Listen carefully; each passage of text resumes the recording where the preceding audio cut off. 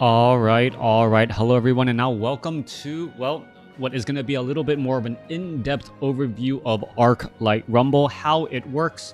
If you guys had questions on how the gameplay works, how do you unlock things, how do you get minis, all of that, hopefully I will be able to address those questions for you. First of all, there are no loot boxes, no treasure chests, nothing like that at all. Minis are all purchased using gold from the store, and you know exactly what you are going to buy. So I've been experimenting, trying to buy things, trying to make decks, do all that, with the hope that I could create this video and share some of my knowledge. So first of all, no loot boxes, randomization. You can save your gold until the card that you want shows up on the grid. Now, whenever you purchase anything in the grid, say if I purchase this Goblin Sapper, I'm not going to. Everything that's highlighted red will swap out. So as you buy some cards, other cards will show up. You can also pay 10 gold to move cards around and refresh things. There are also the chances that there will be a random power-up gem in a column or row, and that actually increases the amount of experience you get from your cards. Now, in addition to having your minis, there's a lot to go over here. Each mini has its own level. So if you take a look at the mini here, you can take a look at the info. Each mini has a level, similar to leveling up in Warcraft 3. You get 10%, effectively 10% more hit points and 10% more damage every time you level up. And it just makes your card stronger. So that is how you progress in the game. You get higher and higher level minis, and each card has its own level up there. You level things up by gaining experience, which are these little gems. Oh my gosh, there's so much to go over here that wasn't explained to me. Now, how do you level up cards though? There are always going to be quests available to you. So you hit the little quest thing, and it tells you what the reward for that quest is going to be. For instance, in here, I can choose to level up the Whelp Eggs, the Harvest Golem, or Holy Nova, and I play a mission. The mission will give you some amount of gems, or I guess I'll call them gems, or shards. I'll call them shards here. Some amount of shards, and then that's random based upon the deck you used, and then you earn experience here. Now, not only do your minis have levels, your account has a level as well. So if you click on your account on the top left-hand side, you will see that my player level is level 7. Every time one of my cards or one of my minis levels up, I get another point in this progress bar.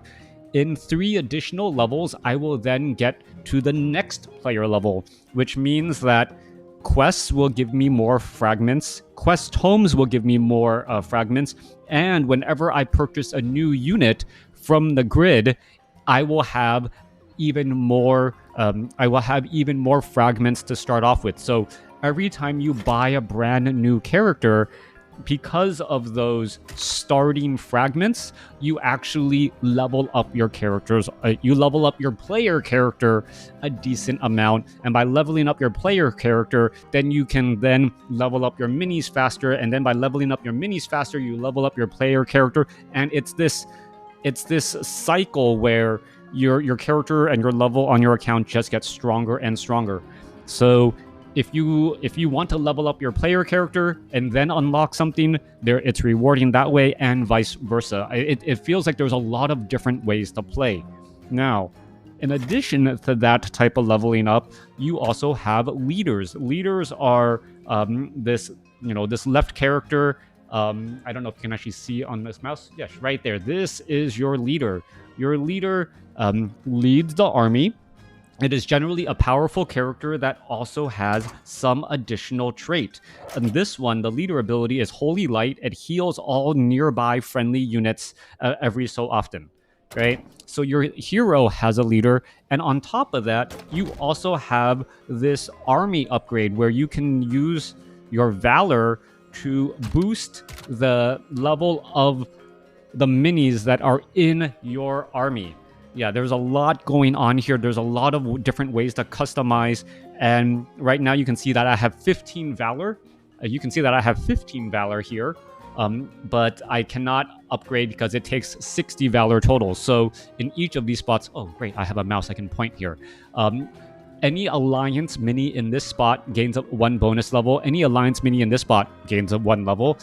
Any tank that I have actually gains 1 level. It doesn't have to be Alliance only. Any spell, flying, so on and so forth.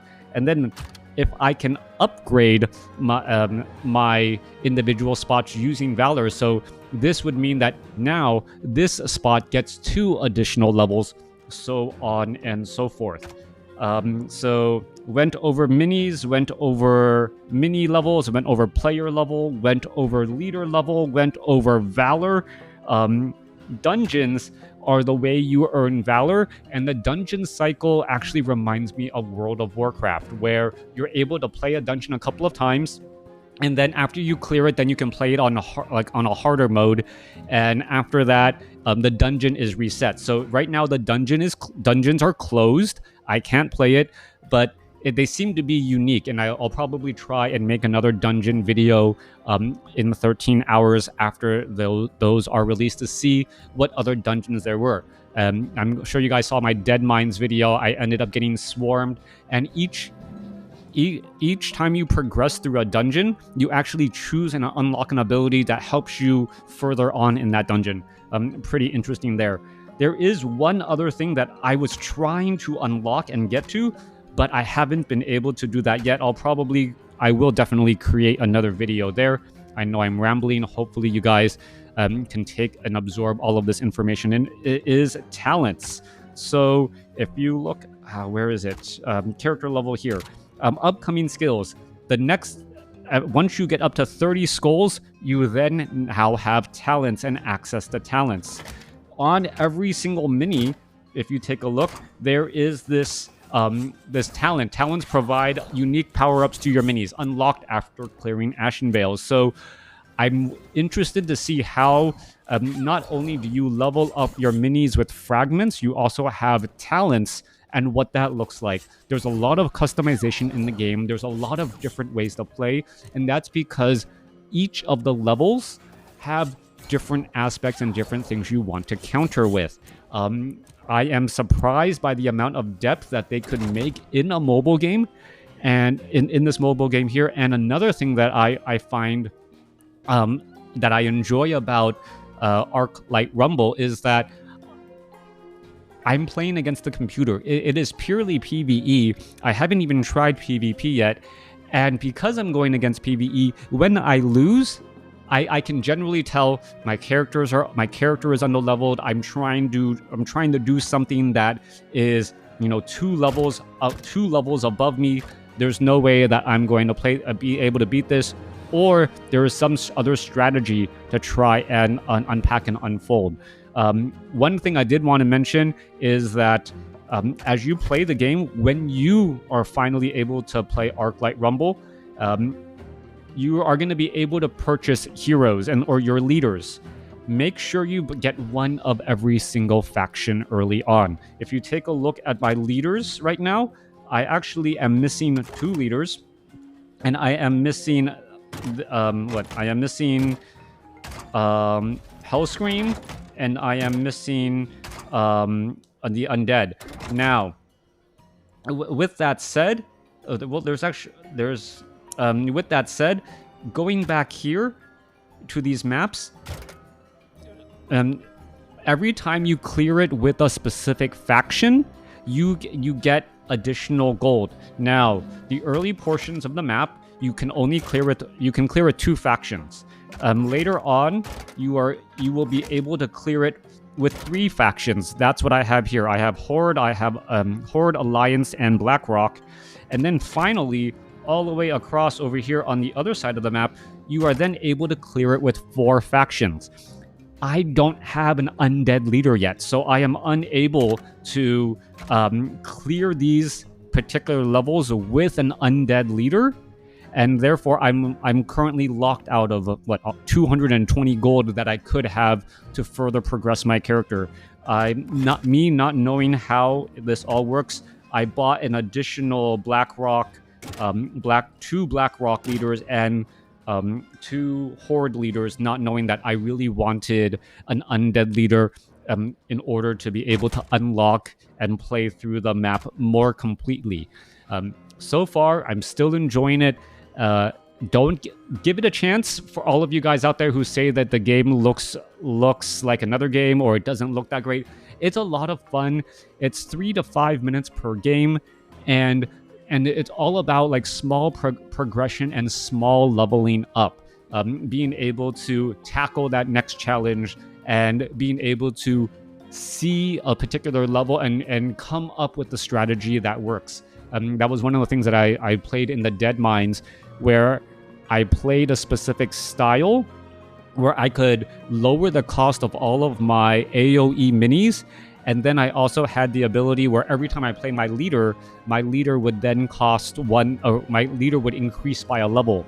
And I just made a cycle mini deck where I had a whole bunch of low-cost minis that had AoE, and then I could just keep on pumping out my leader over and over until the leader itself was coming out so much stronger, since it was 5, 6, 7 levels above compared to everything on the map. So there is a lot of strategy, there is a lot of depth, and I know I threw a lot of information at you.